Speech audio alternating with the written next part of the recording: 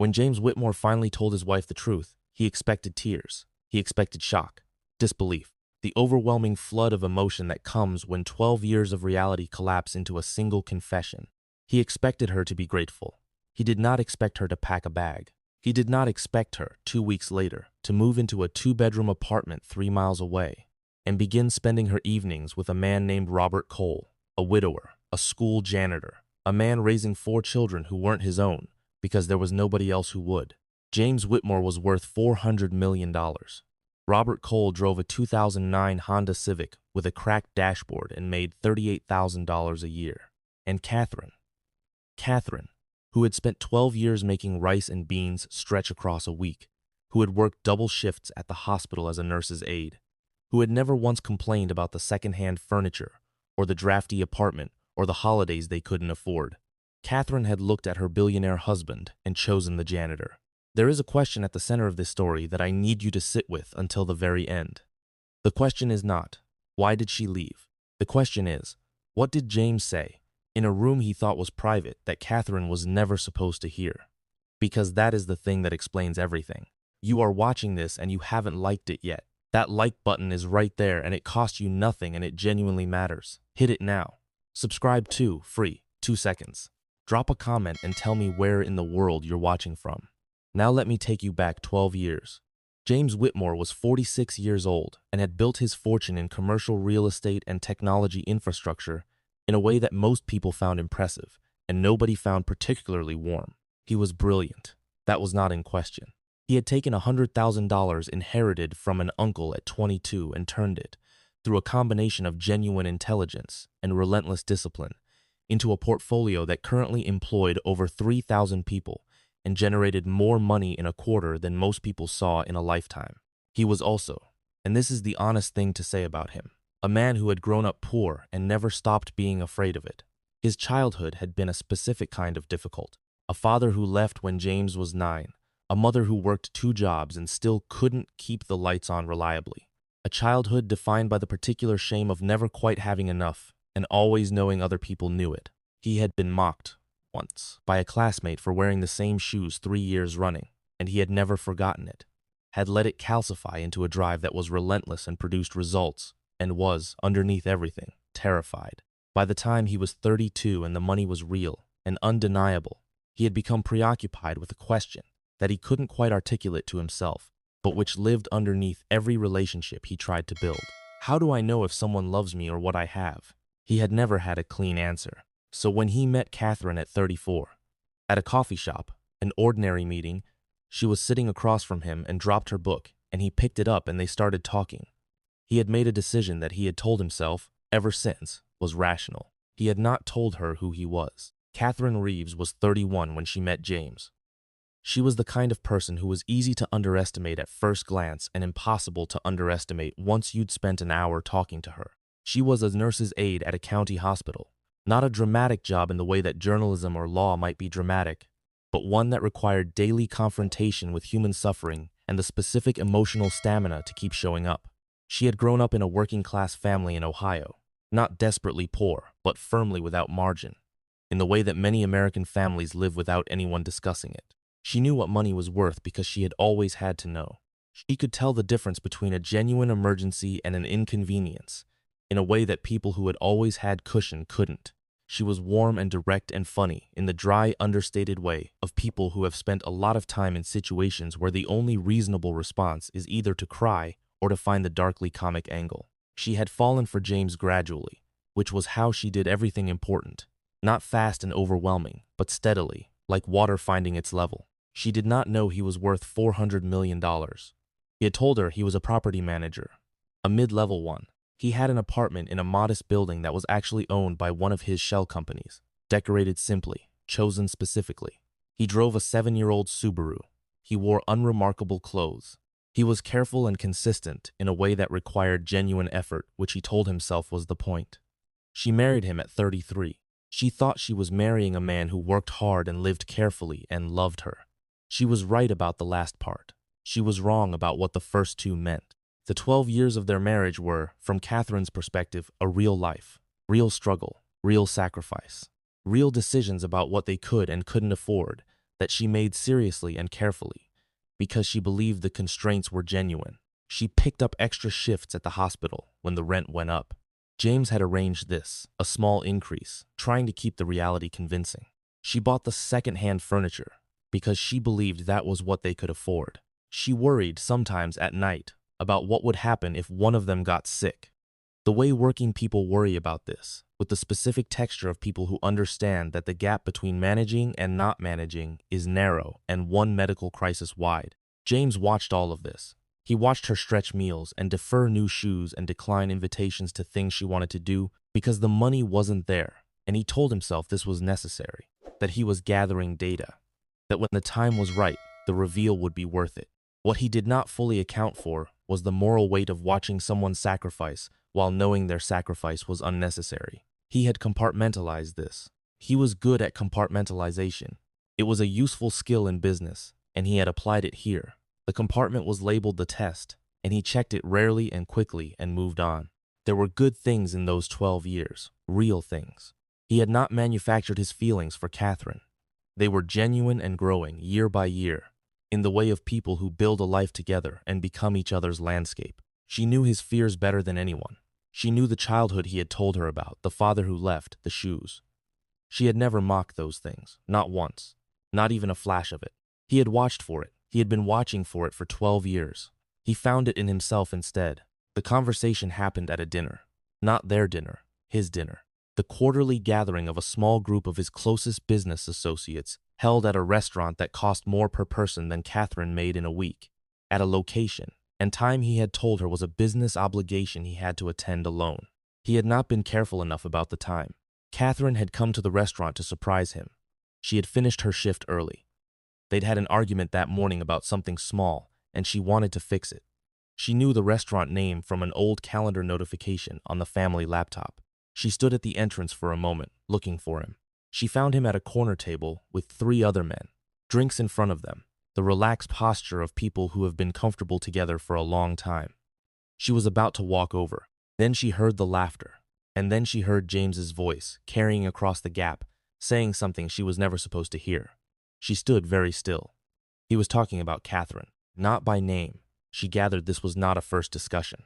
He was talking about his wife, who didn't know what he was worth, who stretched rice and beans and worried about rent. And he was describing this to his friends with the amused fondness of a man recounting an elaborate practical joke. She actually argued with me last month about whether we could afford new bath towels, he said. I let her win. I told her we'd wait another month. The table laughed. The test has run longer than I planned, James continued.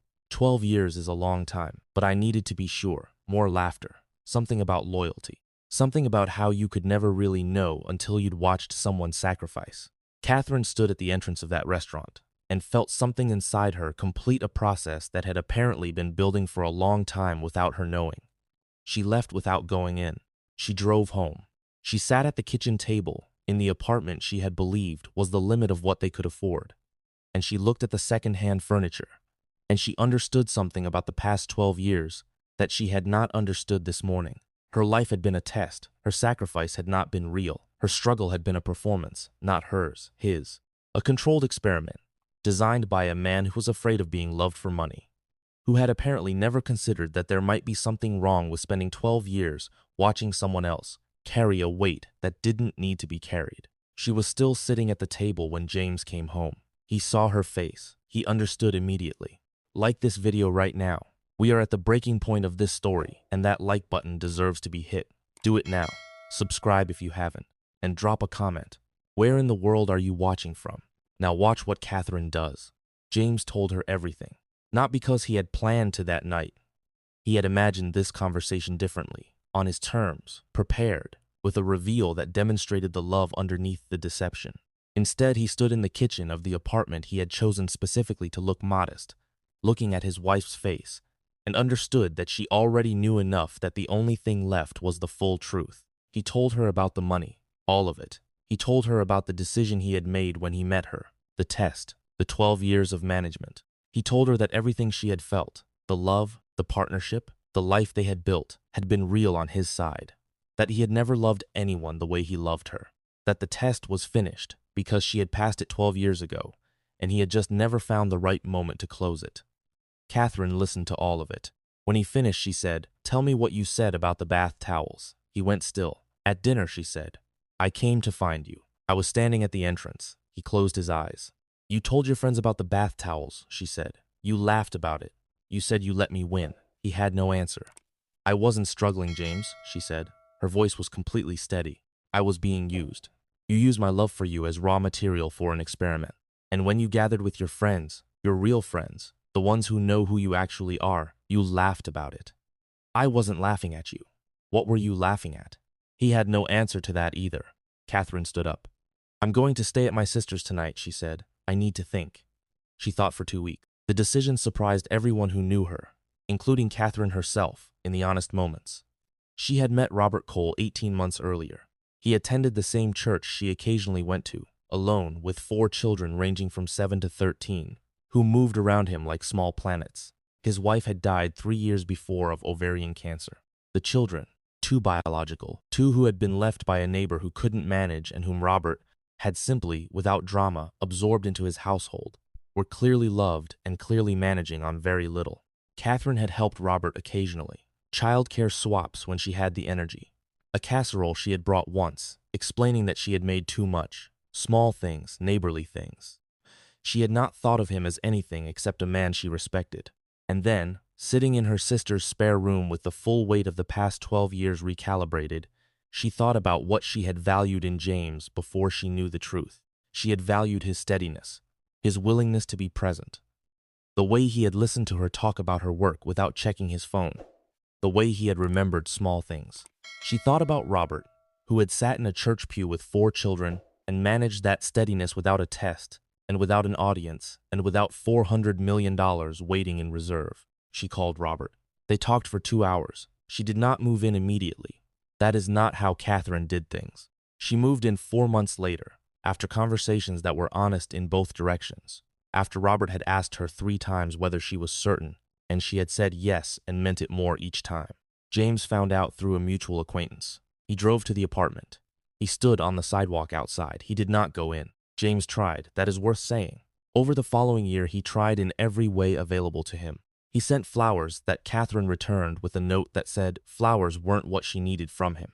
He offered to sign over assets, a gesture that was genuine and that Catherine declined by not responding. He showed up at the hospital where she worked and sat in the parking lot for 40 minutes before driving away. His attorney suggested he consider the legal position regarding divorce. James told him he wasn't ready for that conversation. One afternoon, 8 months after the confrontation, he found himself in his real apartment, the one no one in his false life had ever seen, the penthouse, the glass, and the view, and the evidence of everything he had, and he sat in it for a long time. He was 47 years old. He was worth $400 million. He had tested his wife for 12 years, and she had passed the test, and it had not saved him from losing her. He picked up the phone. He called his therapist, who was excellent, and had been trying to reach him for 8 months. "I think," James said slowly, "I have some things to figure out." "Yes," his therapist said, "you do." Robert Cole died 6 years after Catherine married him. A sudden cardiac event at 53, which was brutal in the specific way of things that are abrupt and therefore cannot be prepared for. Catherine sat with him at the hospital for 3 days, and the children, all 4 of them, now teenagers and young adults, were there too. He had been, in the years Catherine had known him, exactly what he appeared to be, a man who showed up, who cooked badly and cleaned thoroughly, and told the same 3 jokes on rotation, and didn't have money for much but had presents for everything, who had loved Catherine not as a test or a project, but as a person who had arrived in his life when he was managing alone and had made the managing something else. James Whitmore attended the memorial. He sat in the back. He did not approach Catherine. He was 53 now, and the 8 years since the confrontation had done significant work on him. The therapy, the accounting, the long project of understanding why a man who had everything had spent 12 years playing a game with another person's life. He had read, in the course of that work, something his therapist had said in an early session. The opposite of love is not hate. The opposite of love is control. He had sat with that for a long time. After the memorial, as people were leaving, Catherine found him near the door. They had not spoken in 8 years. They were still legally married, in the technical sense. Neither of them had moved to finalize the divorce, for reasons neither had fully examined. She looked at him. He looked at her. He was a good man, James said. Yes, she said, he was. I'm sorry, James said. Not for the loss, she knew that, for the 12 years, for the bath towels, for all of it.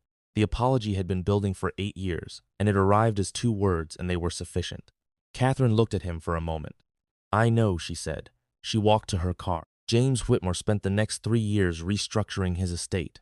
He did this with the same methodical precision he had applied to everything in his professional life, but with a different purpose. A foundation, established in Robert Cole's name, which required Catherine's permission, which she gave after a conversation that was long and careful, that funded educational programs and medical clinics in underserved communities across 6 states. The name on the foundation buildings was the Robert Cole Initiative. He kept enough to live on. He gave the rest, not as a gesture, not as an apology, as a conclusion that he had arrived at slowly, that the money had been, from the beginning, the wrong thing to be proud of. Catherine, who had returned to nursing and was now a registered nurse at a children's hospital, read about the foundation's work in a professional publication and sent James an email. It was 3 sentences. He would have been embarrassed by his name on a building. He also would have been glad about the work. Thank you. James read it 4 times. He kept it in his email for the rest of his life. James Whitmore spent 12 years testing his wife's loyalty to protect himself from the fear of being loved for money. He lost her not because she failed the test. He lost her because she heard him laugh. Because in that restaurant, with his real friends and his real self, she had seen what the test actually was. Not a measure of her love, but a measure of his fear. A way of keeping her at a distance even while she was right beside him. A 12-year performance in which she was the audience and he controlled the stage. Robert Cole had never tested anyone. He had simply showed up every day with what he had and let that be enough. Catherine had chosen the man who didn't need her to prove anything. And here is the question that I cannot answer for you and that I want you to think about. James said the test was about loyalty. But was it really? Or was it a way of maintaining control over the one thing he was most afraid to lose? The belief that he was lovable. And is there any version of what he did that you could forgive? Drop your honest answer in the comments. I want the real one. And tell me where you're watching from. Like this video. If this story made you feel something real today, that like button is right there and it costs you nothing. And it matters more than you know. Hit it. Share this with someone who needs it.